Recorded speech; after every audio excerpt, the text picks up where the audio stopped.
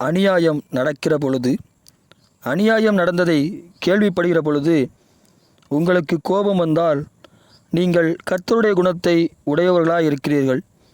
ஏனெனில் உங்கள் கர்த்தர் அநியாயம் செய்வதில்லை. பிசாசின் பிள்ளைகளுக்கு கோபம் வருவதில்லை. ஏனெனில் அவர்கள் தகப்பனாகிய பிசாசானவன் அநியாயம் செய்கிறவனாய் இருக்கிறானே. நீங்கள் உண்மையாய் நேர்மையாய் நடக்கிறவர்களை பார்க்கையில் சந்தோஷமடைந்தால், உங்களுக்கு மகிழ்ச்சி வந்தால், நீங்கள் கர்த்தருடைய குணத்தை உடையவர்களாய் இருக்கிறீர்கள். உண்மையும் நேர்மையுமாய் நடக்கிறவர்களால் உங்களுக்கு தொந்தரவு வந்தால், நீங்கள் அப்படிப்பட்டவர்களை குறித்து கோபமும் எரிச்சலும் முறுமுறுப்பும் உடையவர்களாக இருந்தால், நீங்கள் பிசாசின் குணத்தை உடையவர்களாக இருக்கிறீர்கள். பிசாசானவனுக்கு உண்மையும் நேர்மையுமாய் இருப்பது பிடிக்காது. அன்புள்ளவர்களாக இருப்பதும், பிறருக்கு உதவி செய்வதும், பிறருக்கு நன்மை செய்வதும், இப்படிப்பட்ட எல்லாம் கர்த்தருடைய குணமாக இருக்கிறது. கர்த்தராகிய இயேசு கிறிஸ்துவின் நாமத்தினாலே நாம் அனைவரும் கர்த்தருடைய பிள்ளைகளாமே. நமக்கு நம்முடைய தகப்பன் புத்தி இருப்பது அவசியமே. நம்முடைய தகப்பனுடைய புத்தி நமக்கு இல்லாதிருந்தால் நாம் கிறிஸ்தவர்கள் என்று அழைக்கப்படுவது இந்த உலகத்திலே மிகவும் கேவலமான பெயராக இருக்கும். ஏன் இப்படி சொல்கிறேன் என்றால், எல்லா நாட்டில் உள்ள கிறிஸ்தவர்களையும் கவனித்து பார்க்கவும். அமெரிக்காவில் உள்ளவர்களும், ஜெர்மனியில் உள்ளவர்களும், இந்தியாவில் உள்ளவர்களும், சீனாவில் இருக்கிறவர்களும், இன்னும் பல உலகத்தில் இருக்கிற எல்லா நாடுகளில் இருக்கிறவர்களும் கிறிஸ்துவை அறிந்திருக்கிறவர்களும் கிறிஸ்தவர்கள் என்று அழைக்கப்படுகிறார்கள். அவர்கள் கிறிஸ்துவை தங்களுடைய பெயரில் கொண்டு இருக்கிறார்கள். ஆனால் அவர்களுக்கு தகப்பன் புத்தி இல்லாமல் இருக்கிறார்கள். அதனால் நான் அவ்விதமாக சொல்ல வேண்டியதாயிற்று.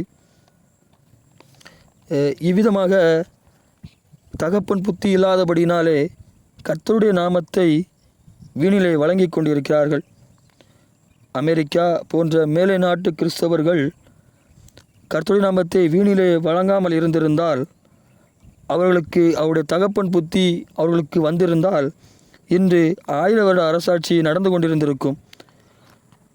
ஆனால் மேற்கத்திய கலாச்சாரம் என்கிற இருள் இந்த உலகத்தை மூடிக்கொண்டிருக்கிறது.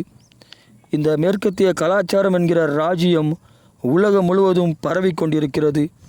அதற்கு இஸ்லாம் மதமும் எந்த ஒரு கட்டுக்கோப்பான மதங்களுமே அதற்கு அடிபணிந்துதான் இருக்கிறது. கிறிஸ்தவர்கள் என்று அழைக்கப்படுவர்களே, எழும்பி பிரகாசியுங்கள். உங்கள் மீது கர்த்தருடைய ஒளி வந்துள்ளது. ஒரு மிகப்பெரிய காட்டை கொளுத்த எவ்வளவு நெருப்பு வேண்டுமென்று யோசித்து கொண்டே இருக்காதேயுங்கள். ஒரு சிறு பொறி நெருப்பு போதும். நீங்கள் செயல்படாதபடி காரணங்கள் எதுவாக இருந்தாலும் அவைகளையெல்லாம் ஓரமாய் வைத்துவிட்டு உங்களிடத்திலிருந்து ஒரு பொறி நெருப்பிற்காக உராய்ந்து கொண்டே இருங்கள். அணைந்தாலும் மீண்டும் மீண்டும் செயல்படுத்தி கொண்டே இருங்கள். பரிசுத்த ஆவியானவர் எனும் காற்று உங்கள் சிறுபொறி நெருப்புக்காகத்தான் காத்து கொண்டிருக்கிறார். பிஜேபி அரசாங்கம் இந்தியாவை ஆண்டு கொண்டிருப்பதினால் எப்பொழுது வேண்டுமானாலும் இந்தியாவில் மிகப்பெரிய எழுப்புதல் வர ஆயத்தமாக இருக்கிறது. எப்படியெனில், படித்தவர்களும் படிக்காதவர்களும் இறைவன்கள் மீதும் இறை நம்பிக்கையின் மீதும் தங்கள் கவனத்தை செலுத்தி வருகிறார்கள். இனி இவர்களுடைய மதம் பாவங்களை குறித்தும், முன்ஜென்ம சாபங்களை குறித்தும், பரிகாரங்களை குறித்தும், நேர்த்தி கடன்களை குறித்தும் அறிவிக்கும். இவர்கள் பரிகாரங்களையும் நேர்த்தி கடன்களையும் செலுத்தி சலித்து போவார்கள். பணமும் விரயமாகியிருக்கும். ஏனெனில் இந்த உலகத்தாரின் பாவத்தையும் சாபத்தையும் போக்குவதற்காக வந்த ஒரே வழியும் ஒரே இறைவனும் கர்த்தராகிய இயேசு கிறிஸ்து மாத்திரமே. இவர்கள் கிறிஸ்துவுக்கு தூரமானவர்கள் அல்ல. நீங்கள் வார்த்தையால் மாத்திரமல்ல, கிறிஸ்தவர்களே, நீங்கள் வார்த்தையால் மாத்திரமல்ல, உங்கள் நடக்கையாலும் கிறிஸ்துவின் குணத்தை வெளிப்படுத்தும்படிக்கே கிறிஸ்தவர்கள் என்று அழைக்கப்பட்டீர்கள், அழைக்கப்பட்டும் இருக்கிறீர்கள்.